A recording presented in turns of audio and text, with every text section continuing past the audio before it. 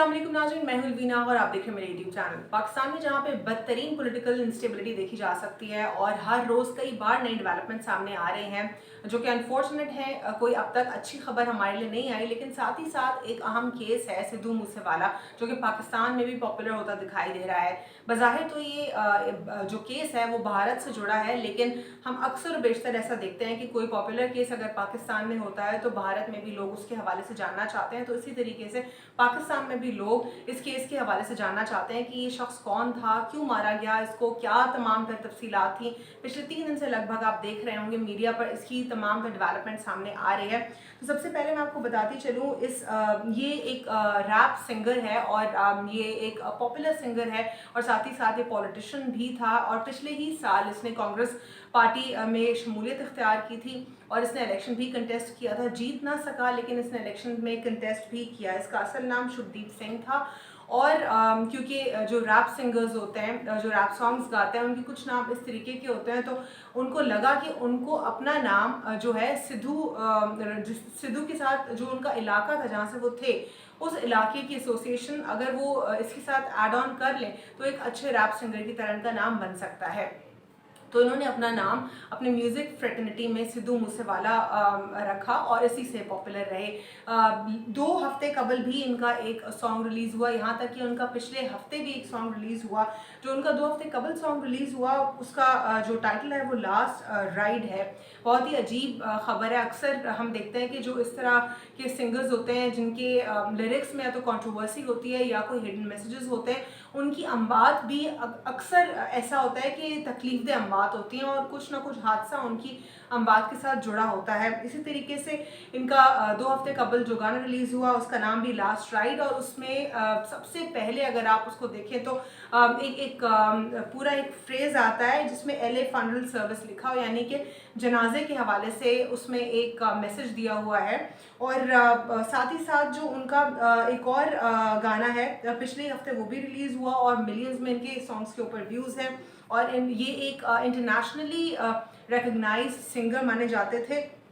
इनके जो वालिद थे वो आर्मी ऑफिसर थे, लेकिन इन्होंने अपनी जो इंजीनियरिंग थी, इंजीनियरिंग में इलेक्ट्रिकल इंजीनियरिंग में ग्रेजुएशन के बाद इन्होंने जो है सिंगिंग और अब हाल ही में पॉलिटिक्स में भी ये सामने आए। उनकी कुछ इंटरव्यूज़ में ये जो हुकूमत है उसको तनकीद का निशाना बनाते रहे, कड़ी तनकीद करते रहे ये अपने पॉलिटिशियंस पर और अपने जो मसाइल थे उसको उजागर करते रहे। इनके हवाले से मैं कुछ और डेवलपमेंट्स भी देख रही थी और मैंने कुछ ये भी जाना कि कुछ चैरिटेबल काम भी करते रहे, लेकिन मीडिया में इनका नाम अब जो है अनफॉर्चुनेटली सिर्फ और सिर्फ कंट्रोवर्सी के साथ जुड़ा है, क्योंकि इनके सॉन्ग्स में गन्स का इस्तेमाल बेशक बहुत ज़्यादा इन्होंने किया है। मैंने कुछ सॉन्ग्स देखे और वाकई उसमें गन्स का इस्तेमाल या एमिनेशन का इस्तेमाल वाज़े था। लेकिन एक और चीज़ मैंने देखी, मुझे उसमें कोई न्यूडिटी या एक ऑब्सीन कंटेंट जो अब आम हो गया है, मुझे वो कंटेंट नहीं दिखा इनके सॉन्ग्स में, जो कि एक नॉर्मली हर सिंगर कर रहा होता है, वो चीज़ नहीं थी। तो अगर एक पहलू देखा जा रहा है गंदा, तो दूसरा अच्छा पहलू ये देखा जा सकता है उनकी म्यूज़िक वीडियोज़ में कि कोई ऑब्सीन कंटेंट नहीं था, न्यूडिटी नहीं थी। साथ ही साथ मैं बताती चलूँ कि 4:30 बजे दोपहर को, यानी दिन दिहाड़े इनका कत्ल हुआ है। 4:30 बजे घर से निकले हैं, लगभग 5:30 बजे उससे कबल थोड़ा सा इनको 33 बुलेट्स मारी गई हैं और इनके 2 दोस्त भी शामिल थे। कहीं पे 2 दोस्त कहा जा रहा है, कहीं पे 3 दोस्त कहा जा रहा है और साथ में वो उनके साथ थे जब ये गाड़ी चला रहे थे और उनको भी हॉस्पिटल लेके जाया गया। इनके दोस्तों के हवाले से कहीं पे कोई क्लैरिटी नहीं है कि क्या सिचुएशन है, लेकिन इनकी क्लैरिटी तो सामने हमें आ गई थी और इंस्टेंटली इनकी मौत हो गई थी।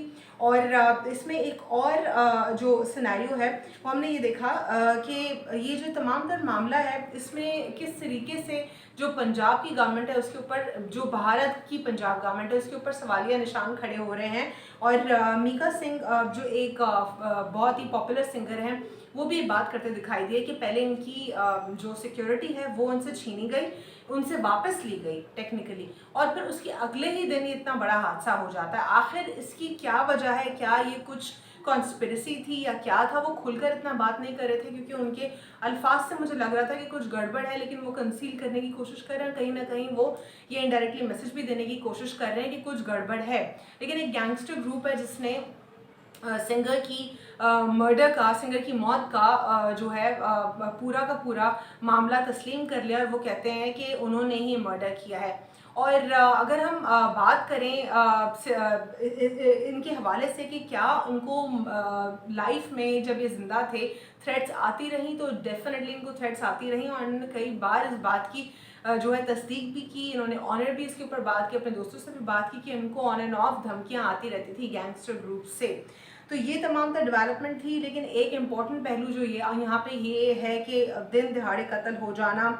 और फिर उसके अलावा एक और इवेंट था जो मैं आपसे डिस्कस करती चलूँगी कि एक इवेंट था जहाँ पे ये पिछले लगभग 2-2.5 महीने का इवेंट था, जहाँ पे पंजाब में ही ये हुआ था और इंटरनेशनल कबड्डी मैच था जहाँ पे एक खिलाड़ी को मर्डर किया गया। तो यानी इस तरह के दिन दिहाड़े केसेस होना इस तरह के भारत में, और फिर उसके हवाले से उनकी लॉ एंड ऑर्डर की सिचुएशन के हवाले से सवाल निशान होना। एक और चीज़ यहाँ पे ऐड करती चलूँ कि इनका जो हर किसी का मेंटोर होता है, इंस्पिरेशन होती है, तो इनका जो इनकी इंस्पिरेशन थी सिंगिंग में, वो एक अफ्रीकन सिंगर थे, अमेरिकन थे वो वैसे, और वो उनका नाम था टोपैक। वो टोपैक को फॉलो करते थे और टोपैक के लिए जो पॉपुलैरिटी थी, और उनको टू पैक भी कहा जाता था, और उनकी पॉपुलैरिटी भी उनकी कंट्रोवर्शियल लिरिक्स की वजह से होती थी, लेकिन उसमें कोई ना कोई हिडन मैसेज होता था। उनकी मौत भी असैसिनेशन से हुई, और जो सिद्धू मूसेवाला है उसकी मौत भी असैसिनेशन से हुई। अब देखना ये है कि अब तक की जितनी भी डेवलपमेंट आई है उसमें भारत में कहीं पे भी कोई ऐसे जो है क्लूज़ नहीं दिए गए कि जिससे मज़ीद जो है कोई बेहतर रिपोर्ट सामने आ सके। ऑटोप्सी की रिपोर्ट आई, लेकिन ऑटोप्सी में भी यही बताया गया कि किस तरीके से बेरहमी से कत्ल हुआ है उनका।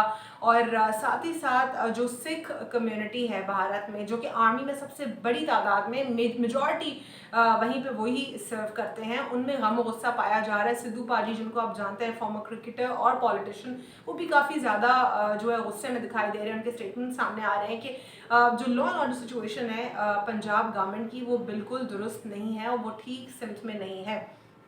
ये तमाम तरह सिचुएशन है जहाँ पे एक बार फिर खालिस्तान मूवमेंट की भी बात देखी जा सकती है। जिस तरीके से सिख बिरादरी जो बाहर रहती है, जो भारत से बाहर है, वो बहुत ज़्यादा एक्टिव है खालिस्तान मूवमेंट के हवाले से। खालिस्तान मूवमेंट एक ऐसी मूवमेंट है जो कि एक सेपरेटिस्ट ग्रुप है, और वो चाहते हैं कि वो भारत से, इंडिया से एक सेपरेट एंटाइटी जो है उनको मिले, और खालिस्तान जो कि सिर्फ़ और सिर्फ सिखों का मुल्क हो, और वो उसके लिए कोशा है।